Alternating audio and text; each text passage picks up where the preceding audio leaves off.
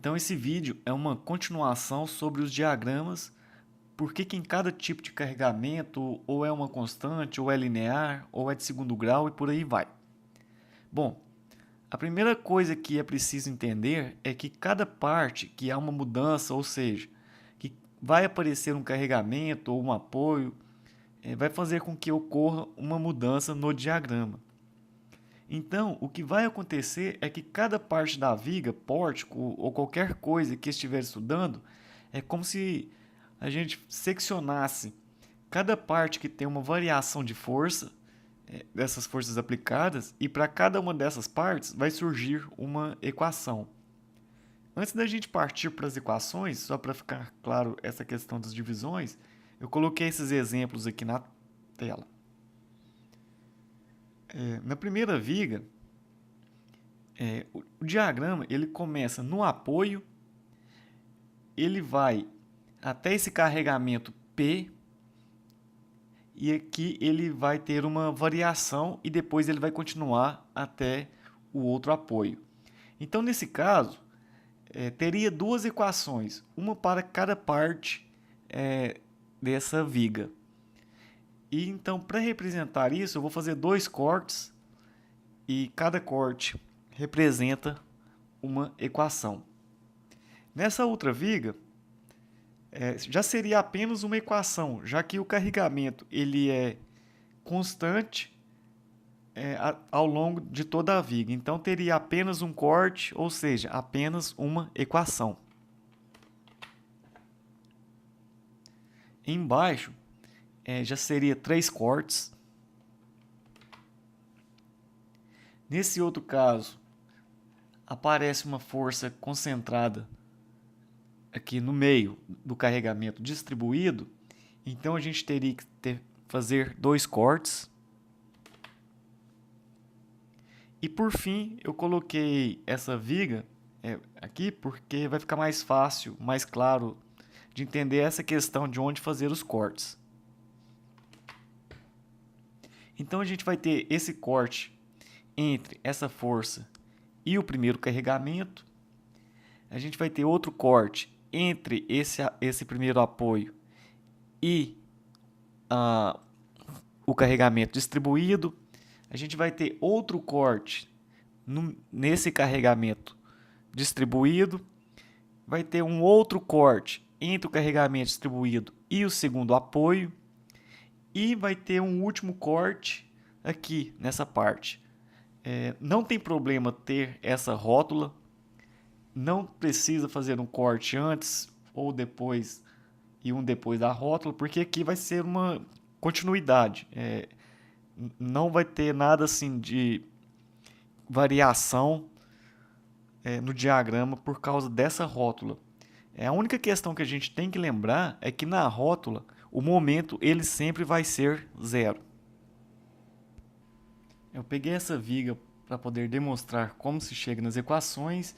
Eu estipulei alguns valores para esses carregamentos e também para o comprimento. Eu achei as reações e já coloquei direto, porque nesse ponto isso aqui já tem que estar bem claro como que a gente faz para chegar nesses valores.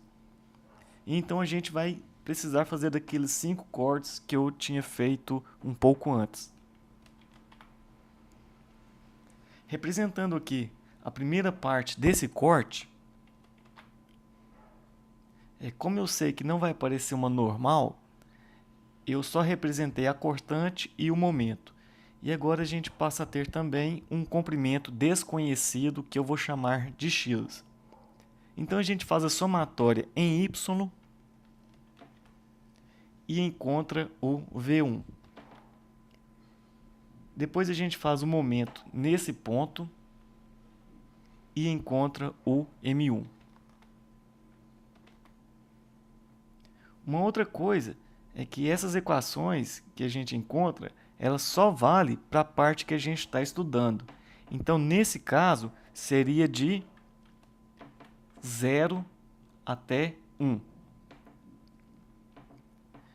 Se quiser também pode fazer de um jeito mais fácil, mais direto, que seria considerar a contribuição que a força analisada faz em V1 e em M1.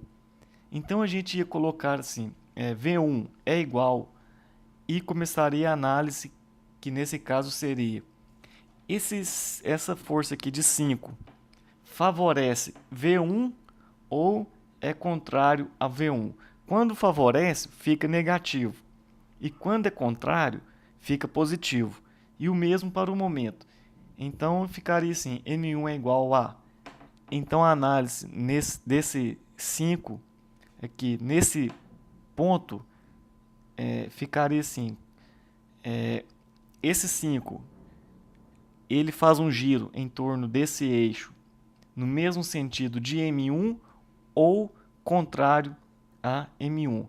Nesse caso, como esse giro é no mesmo sentido de M1, então ele fica negativo.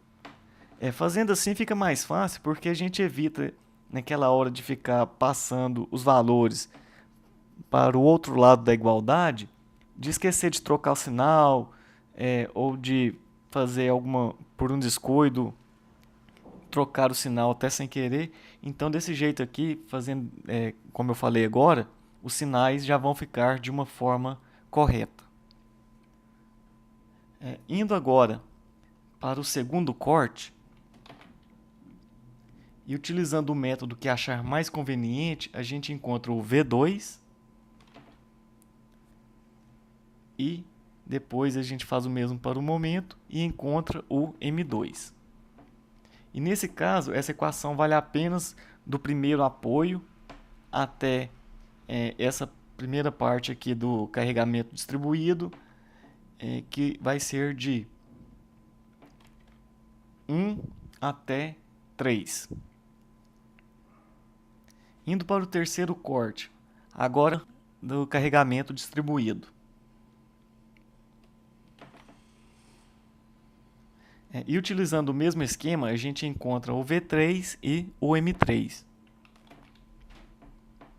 E da mesma forma, vale apenas para a parte estudada, que seria de 3 até 6. Se reparar essas equações, quando a gente deriva um momento, a gente chega na cortante. E isso é verdadeiro para todas as equações que a gente encontrar. E acaba que vai ficando até uma maneira da gente estar conferindo se está fazendo correto ou não. Eu vou encerrar nesse terceiro corte, porque isso vai ficando muito repetitivo. A sequência, a maneira de fazer é sempre o mesmo. E vou dar continuidade no restante desse vídeo. Partindo agora para o diagrama, a gente pega as equações que achou, tanto para o cortante para o momento, e vai montando o diagrama parte por parte. Nesse caso, como a cortante é uma constante, então o diagrama da cortante ele vai ficar desse jeito. E substituindo os valores de x, desses valores onde é válido as equações, para o momento vai ficar desse jeito. E fazendo esse processo parte por parte, aí para o V2 a cortante fica assim e o momento fica assim. E para o V3 fica assim e para o M3 assim. Isso aí a gente vai fazendo essa substituição nas equações até fechar o diagrama.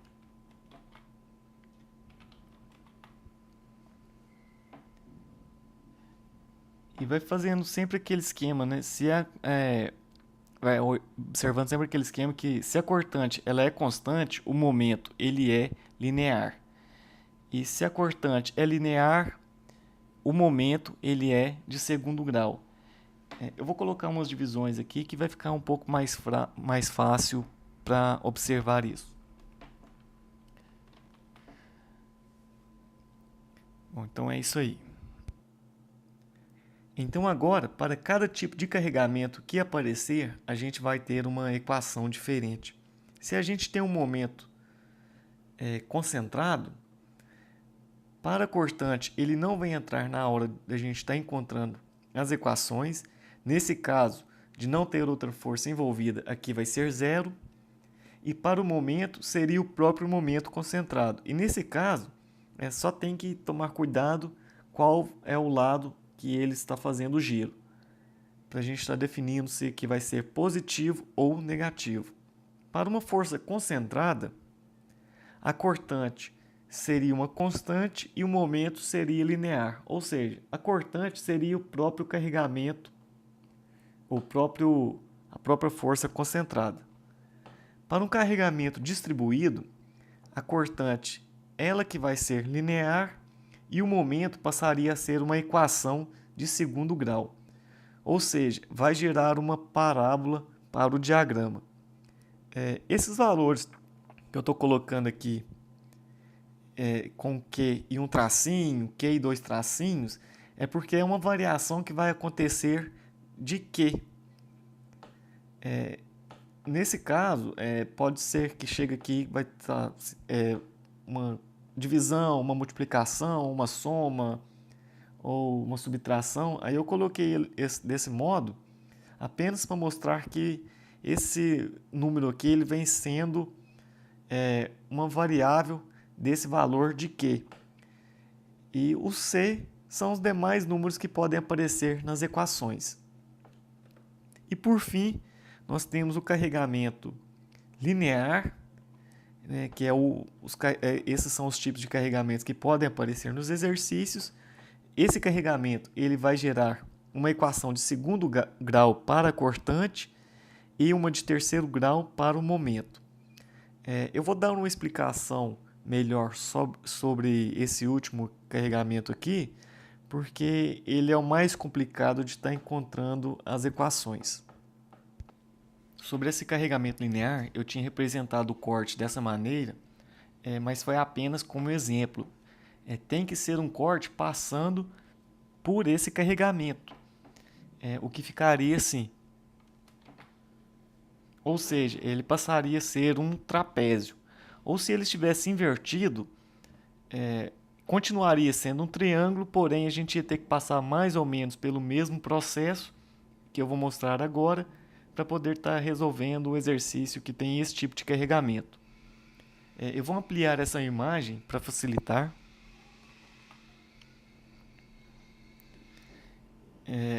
Para poder estar resolvendo essa questão, a gente vai precisar encontrar essa altura, que eu vou chamar de H. E como eu disse antes, se esse triângulo fosse invertido, a gente também teria que encontrar esse H aqui. Essa altura total é 18, então esse restante aqui é 18 menos H. Colocando todas as divisões para o retângulo, que nesse caso seria x dividido por 2, e para o triângulo, que nesse caso seria 1/3 de x para essa parte e 2/3 de x para essa outra parte. Sendo que essas forças elas sempre ficam concentradas no centro geométrico da figura, outra coisa que eu vou precisar utilizar é o comprimento total desse triângulo, então vou acrescentar mais uma parte aqui.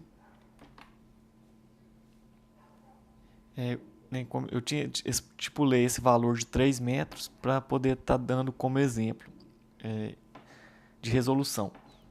Feito isso, a gente consegue encontrar esse H que pode ser fazendo a semelhança de triângulo,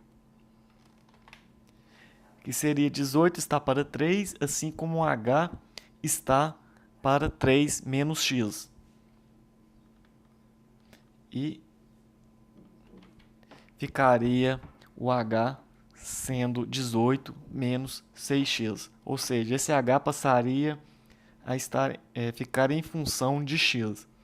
Agora a gente já consegue encontrar tanto o FR1 quanto o FR2. Fazendo a base vezes a altura para FR1 e a base vezes a altura dividido por 2 para o FR2. Depois o restante do procedimento, a gente segue o mesmo princípio que eu expliquei antes para achar a cortante e o momento. A cortante, ela é bem tranquilo de fazer. O momento é só a gente prestar bastante atenção em relação às distâncias e aí também fica tranquilo de fazer. Para o próximo vídeo, eu vou trazer uma resolução de um exercício sobre esse conteúdo. Então, é isso aí, pessoal. Valeu e até a próxima.